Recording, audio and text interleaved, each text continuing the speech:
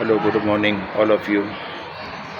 मैं आज आपके साथ एक बात शेयर करना चाहता हूँ। कल 18 जनवरी 2026 संडे था और हमारे घर की शादी थी, मतलब मेरे छोटे भाई की लड़की की शादी थी। मैं अक्सर शादियों में कम जाता हूँ, लेकिन ये घर का था तो मुझे जाना पड़ा। तो मैं आपके साथ कुछ बातें शेयर करूँगा, क्योंकि मैं वेलनेस बिज़नेस बिलोंग करता हूँ। तो आपको बताना चाहूँगा कि आज लोगों की क्या दशा है। दिशा तो नहीं बदली उनकी, लेकिन दशा इतनी ख़राब हो गई है कि पूछो मत।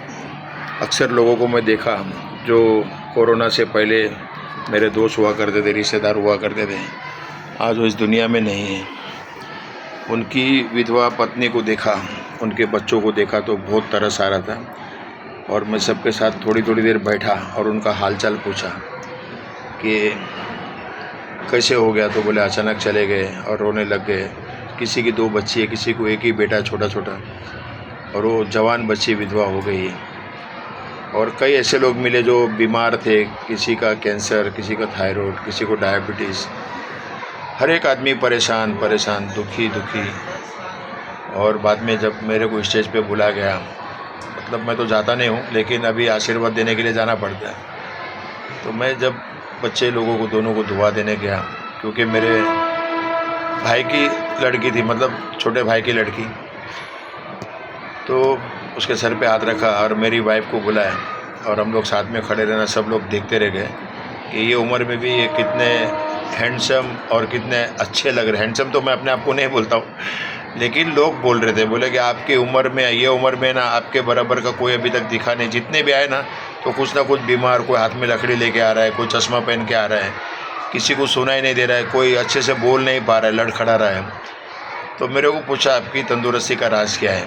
तो मैं बोला बस वही वेलनेस बिजनेस जो मैं कर रहा हूँ। मैं बोला मैं अंग्रेज़ी दवा नहीं लेता हूँ और मेरे को कोई चीज़ की ज़रूरत पड़ती नहीं, क्योंकि मैंने अपने आप को डिटॉक्स कर लिया है और केमिकल से दूर रहता हूँ, इसलिए मैं आज ठीक ठाक हूँ।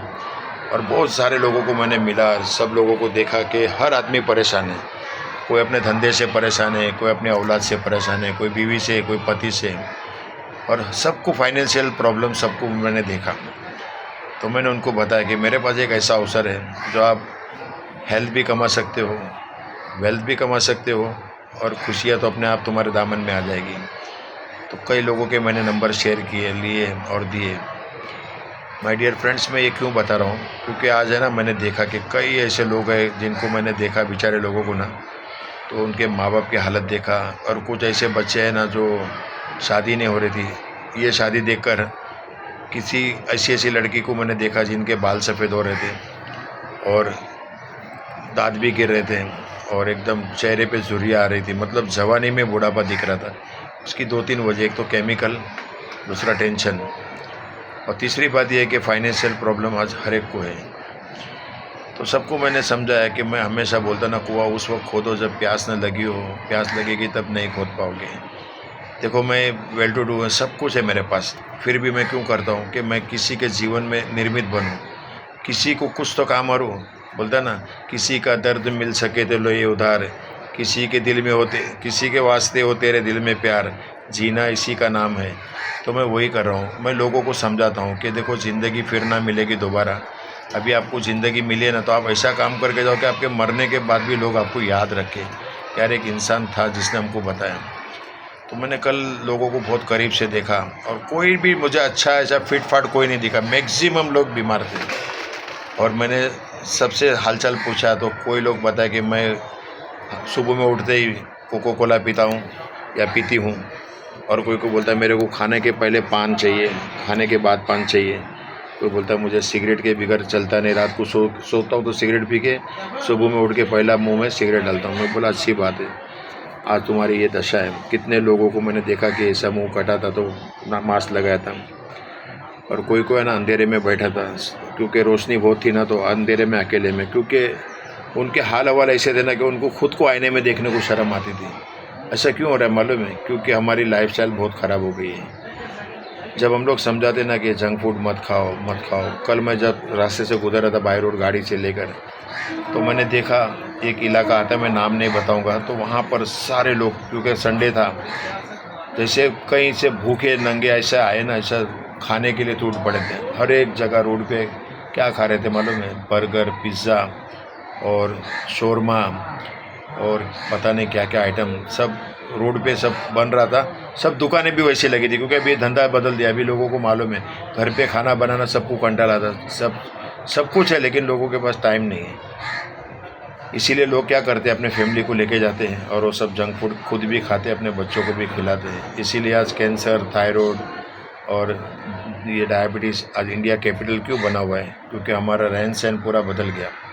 कल मैंने देखा जब शादी में कुछ लोग हैं ना, अपने घर से पतली चपाती लेकर आए थे। पानी भी उसको डॉक्टर ने बोला था उतना ही पीना है, और मैं सब कुछ खा रहा था।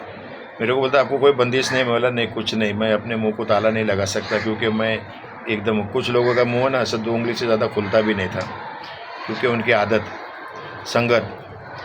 और मेरे को बोला आपकी उम्र कितना है? बोला 70 साल। सब लोग मेरे को देख रहे थे। बोले यार मानना पड़ेगा आपको। बोले काफ़ी लोगों की हालत इतनी ख़राब है। सब देखते थे मुझे और बोलते क्या करते हो? बोला कुछ नहीं करता हूँ, मैं लोगों से बात करता हूँ और उनको बताता हूँ कि अवेयरनेस क्या है। ज़िंदगी वापस नहीं मिलने वाली दोस्तों, एक ही बार है, क्यों ऐसा कर रहे हो? तुम्हारे पीछे किसी को हॉस्पिटल में आने का बिल्कुल मौका भी नहीं मिलेगा। सब बीमार है, क्योंकि हर एक घर में हर आदमी परेशान है, कोई ना कोई बीमारी से। किसी के घुटने में दर्द है, सब लोग बताते थे। किसी के कमर में पट्टा लगा हुआ था, किसी के गले में स्पॉन्डोटाइल का पट्टा लगा हुआ था। तो मैं बोला ये तुम लोग ज़िंदगी जी नहीं रहे हो, ज़िंदगी तो मैं जी रहा हूँ, क्योंकि मुझे कोई बीमारी नहीं है। सर के बाल से लेके पैर के नाखून तक पूरा डिटॉक्स, क्योंकि मैं ऐसी एक चीज़ खाता हूँ जो मेरी ज़िंदगी बदल दिया। और मुझे कोई ये सब चीज़ का ये नहीं, मैं खाने के लिए नहीं जीता हूँ, जीने के लिए थोड़ा सा खाता हूँ। सब लोग है ना ये खा रहे थे दबा दबा के, और मैंने जितना, और बाद में आइसक्रीम, कोल्ड ड्रिंक सब वही खा रहे थे जो अंग्रेज़ों ने आदत लगा दिया। और मैंने खाना खाने के बाद पानी भी 2 घंटे के बाद घर पे आके पिया। मैंने पानी भी नहीं पिया, क्योंकि मेरा पूरा सिस्टम अब समझ में आ गया है कि अपना जो बॉडी है ना उसको क्या देना चाहिए। 30-35 बरस के बाद अपने आप को नहीं संभालोगे ना तो अंदर से बगावत होना शुरू हो जाएगा, और ये मुझे समझ में आ गया है। मैं ये बिजनेस, ये ऑडियो और वीडियो क्यों बना रहा हूँ मालूम है? उनके लिए बता रहा हूँ कि जिनके घर में कोई पेशेंट कैंसर हो गया, किसी को हार्ट का प्रॉब्लम हो गया, थायराइड का हो गया, तो आज बहुत तकलीफ़ होती है। लोगों के पास पैसे नहीं दवा लाने के लिए।